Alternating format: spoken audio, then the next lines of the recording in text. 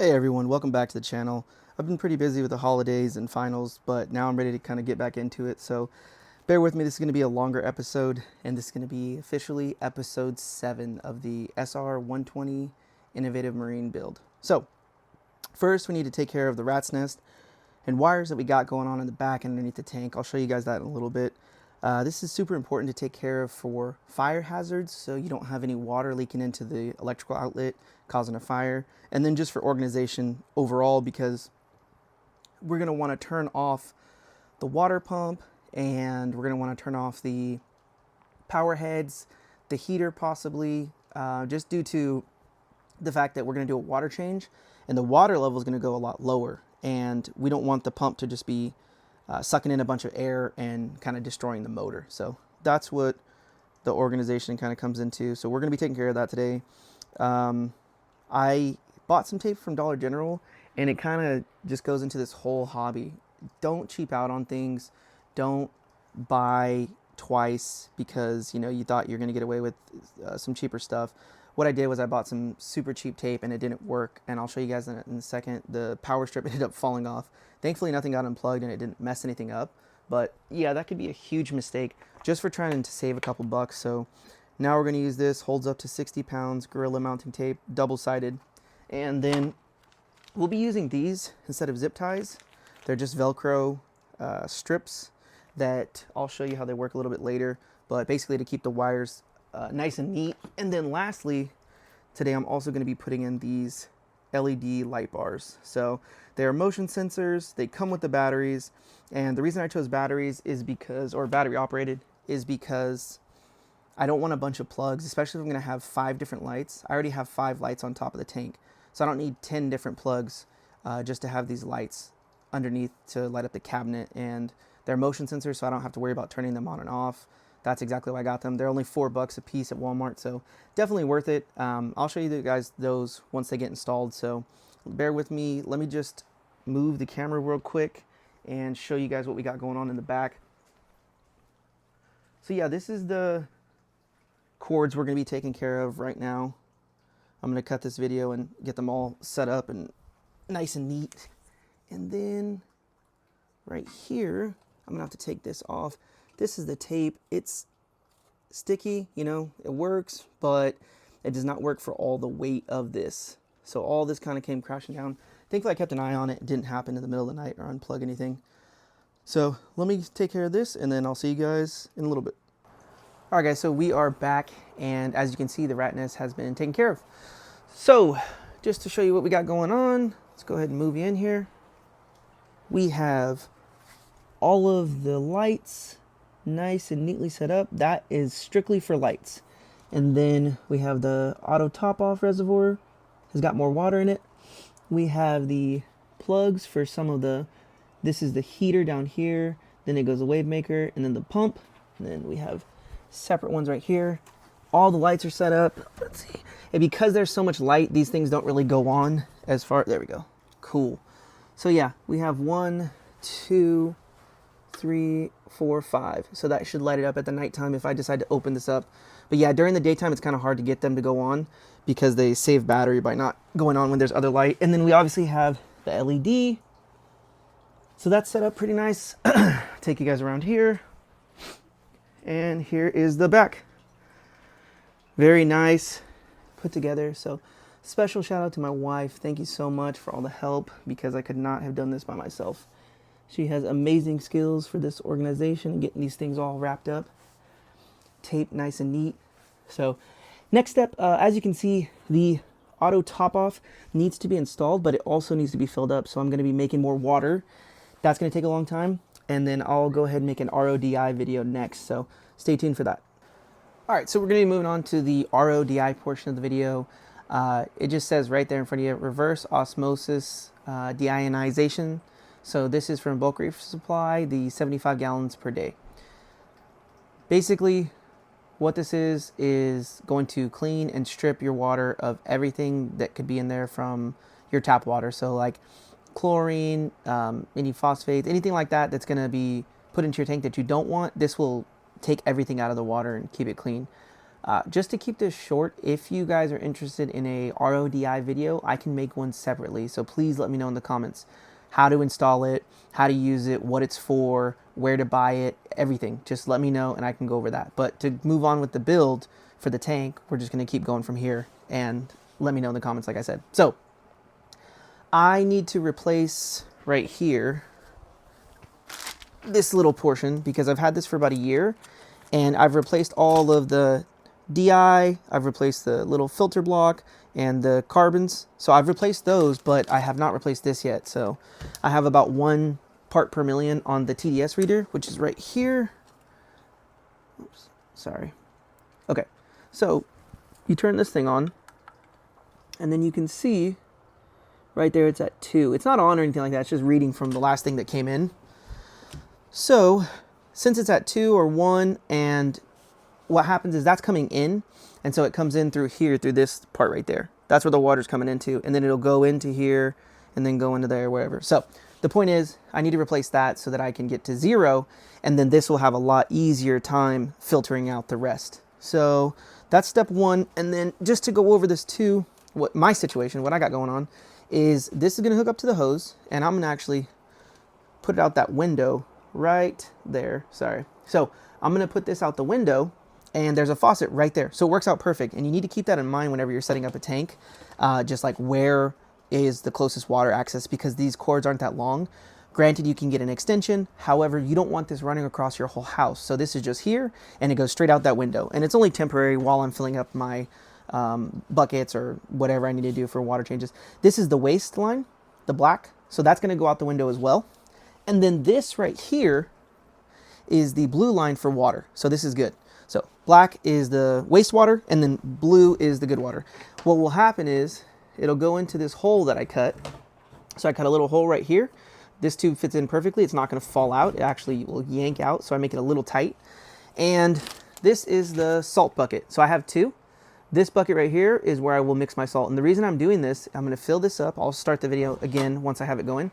I'm going to fill this up with completely clean, clean filtered water so that I can mix my salt in there and I don't have to worry about having anything bad in my tank. But like I said, I will start this again once I have it going and you can see it going, go through the whole motion. I just need to change out that filter, and then we will actually continue filling up the reservoir. So once the reservoir is filled up and this is filled up, we will move on to the next thing. So I'll see you guys in the next part. All right, so we got the filter changed out. This was the old one. As you can tell, the other one's like white, brand new. This one's real dirty. It's got a lot of stuff in there. So we got that changed out. And now we can go back and look at the meter and see what we're reading. So let's go ahead and turn this on. There we go. Out is 0 and coming in is 4. So not bad. The closer you can get to 0, the better you have. So that's coming in, and it's going through here into these chambers, fills up, goes to the last one, the DI, and then it comes out and goes all the way to here. This is my bucket. All right, hold on 1 second. And sorry, let me get this open. And as you can see, it's just a super slow drip.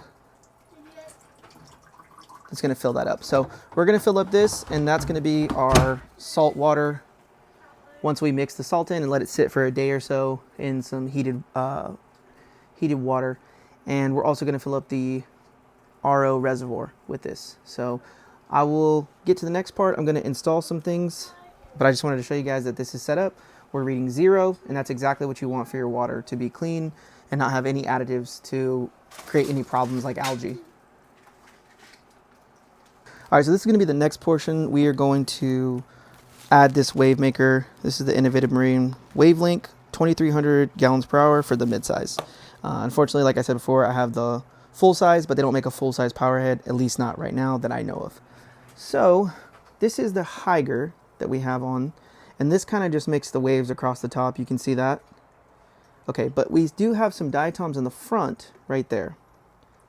So what I want to do is to try to keep the sand bed not stirred necessarily, because that's what the conch and the snails are going to do, but at least keep it from being steady. We want to get some kind of flow. So this is what we're going to add. Here is the controller that comes with it. Pretty nice. It's got a knob for up and down. I'll show you once it gets plugged in, but I just want to give a little unboxing. There's that. Here is the power brick. It's going to connect to the cords that we set up. And this comes with it. It's pretty cool. We're going to put this on the back of the controller, and then we'll mount that on right next to the other ones that we have already. And then lastly is just the pump itself. Very strong magnet. Jesus, you got to be careful with these things, guys. But very strong magnet. This goes on the outside of the tank.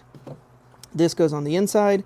And like I said, we're going to put it on the left side of the tank to kind of make it flow across the front. So I'm going to get that installed right now, and then I'll see you guys once we get this actually installed. All right, so we got this thing installed.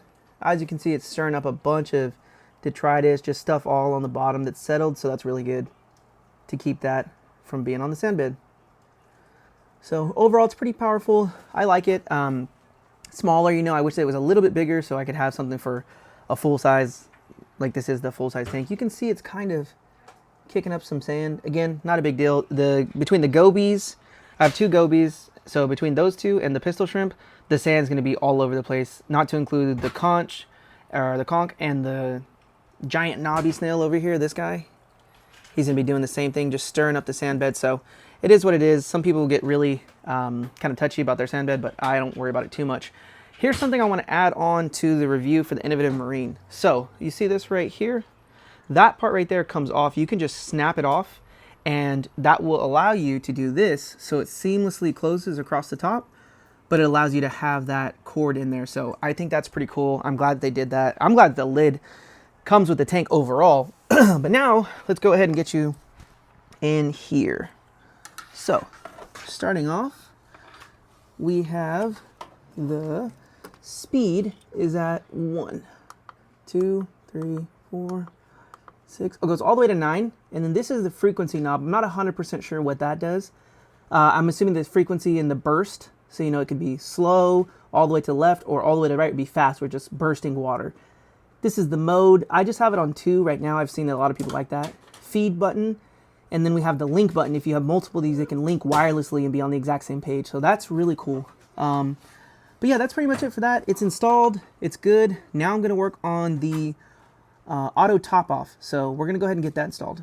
Okay, so before I install this, I'm going to go ahead and do a little unboxing. I took all the other stuff out just so you guys can see this quickly. So this is the tubing, and this piece right here is going to mount onto the back of the tank, and it'll shoot water from that reservoir tank into the actual tank to the big main display, so that the water stays at a good level, and so that the salinity isn't changing on me. So here is the pump. Really nice. That's just going to sit at the bottom. You'll see that in a second. So once that sits at the bottom, that tube will get connected to here, and I'll show you it'll feed out. Here is the sensor. Now this is really cool. This is a very strong magnet. I've had this brand for a long time. This is the newer one. Hold on one second. I'm trying to get the camera. Okay. So this is the newer one. I haven't had this one yet, but this comes off. I don't know if that's meant to come off or not. Here's the little eye. So they have sensors that senses the water level, and then it'll tell the pump to turn on whether to add more water or not. And then if it ends up overflowing, there's supposed to be a backup sensor as well. So there's the cord, plugs in right there. And then, thank you, buddy. And then lastly, here is the power brick. So that's everything that comes with it. This comes off, and I believe this is because it's from Germany. So I think, I'm pretty sure they have different plugs. Oh, come on. There's a button. Sorry. Wait, what? Anyways, the point is that this comes off, and it's for different kinds of plugs. So I'm assuming whatever country you order from is what type of actual plug comes with it. So that's just the extra part with it. But I'm going to go ahead and install this, and then you guys will be seeing how it works and what it looks like set up next. All right, guys, so we are at the back of the tank, and we have the top off unit set up. So this is going to be the water line where the water will shoot out. And here, this is the back chamber. This is the sensor right here. So it just goes in the tank. It's held on by a magnet. So wherever you want your water level to be, is where you will have this magnet at. So I think I might move this lower later, but we'll see. I kind of need to do some research on how high I want this back chamber to be. But the point is, once this goes up, I'll show you a little quick test. So it senses that the water level has gone down. Come on. Sorry, sometimes it takes a second. I don't want to cover the sensor either. Come on. This is like the third time I've done this test too, so the back chamber is getting pretty high. Okay, so water kicks on, and then once it fills up, boom, it turns off. So you just want to keep this wherever you want your water level to be, and that's what it looks like, held by the magnet. There's the tube, and then there's the power cord. It splits off. Let me lower this. It splits off, and then it goes to there. There is the cords, and then here is the tank that it's filling from, and then that, sorry, we got a pretty bad glare. That is the pump. There we go. So that's the pump that is pumping that water up from here through there into there. So if you want any more information on this, just let me know in the comments. I can make a complete separate video talking about the water, how to make it, how to set it up. Just like I said, let me know and I'll get to this specifically, but I just wanted to show you the build for this. So that is now officially set up. And like I said, I might move this somewhere down here because I seen in the forum somewhere on the Innovative Marine tanks, you want the water to fall to a lower level and you don't want to keep the water level so high because it gets kind of nasty when it's sitting up top like that. So I'll let you guys know, but that's it for this part, and I'll see you guys on the next part when I change. So this is going to be the next portion of the video, and it's going to be focused on right here, these outlets. You see that right there? You got 1, 2 branching off, and basically they're shooting water from the pumps in the back, in that back chamber I just showed you where the RODI water is kind of pushing into. Right there, there's 3 different pumps that come with the tank, and they give you these nozzles, which are pretty cool. You know, you can adjust them and put them however you want, but they're very stagnant. Like, they're just sitting in the same spot, and they're just blowing water in the same spot. And I do think it's doing a decent to good job keeping the detritus off the back, which is why I have them going straight down. However, I kind of want to mix it up, try these out, and I've seen a couple videos. I've seen a lot of reviews, like written reviews, and they were not too positive. But I think the biggest thing, this is what I'm talking about right here, this spin stream. So the biggest thing about these was the noise, and I seen a lot of people who were talking about it said after a week or so that the noise went away. So we're gonna find that out today. I'm gonna go ahead and install these, but this is what we're gonna do. We're gonna put 6 of them because there is 6 of these in the whole tank. 1, 2. I have 3 pumps, and each pump has a little spot coming out. 1, 2. So 1, 2, 3, 4, 5, 6. So we will replace all of these right now. And then once I get them in, I'll give you guys a little review. Let me go ahead and unbox this. This is going to be a little, it's not going to be the best, but it's also not a lot to unbox. So box is empty. There we go. And this is all that's in there. So super simple, nothing crazy. This is the actual device that's going to get hooked up. These are little attachments, and they're different inches, like different sizes. Sorry, so one's like 3/4 inch, one is 1/2 inch, I believe. So there's just different sizes to fit onto the tube and then into here. So once I get them on, I'll shoot another video, and then we'll continue, see what the noise sounds like for one, and if I think it's doing a better job of flow overall in the tank. So we have the one wave maker to the right, and the other one now to the left, just completely blowing around everything, sand and all. We'll let that settle out. And then now we're gonna have 6 spin streams. So let's see how this goes, and I'll see you guys on the next part. All right, and so they are installed. As you can see, they're spinning.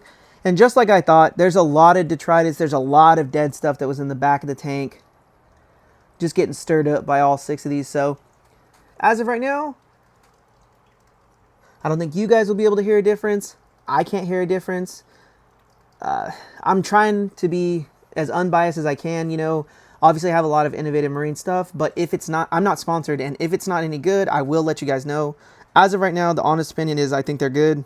They're clearly spinning up a lot of stuff in the tank. So there's a lot more flow. I don't know about like gallons per hour. I think that this lowers the gallons per hour, but as far as like the movement and where it's going, I think we've increased it a lot by adding this, so that's really good. 1, 2, 3, 4, 5, 6. So all of those are in. Got the tank going nice and good. A lot of flow.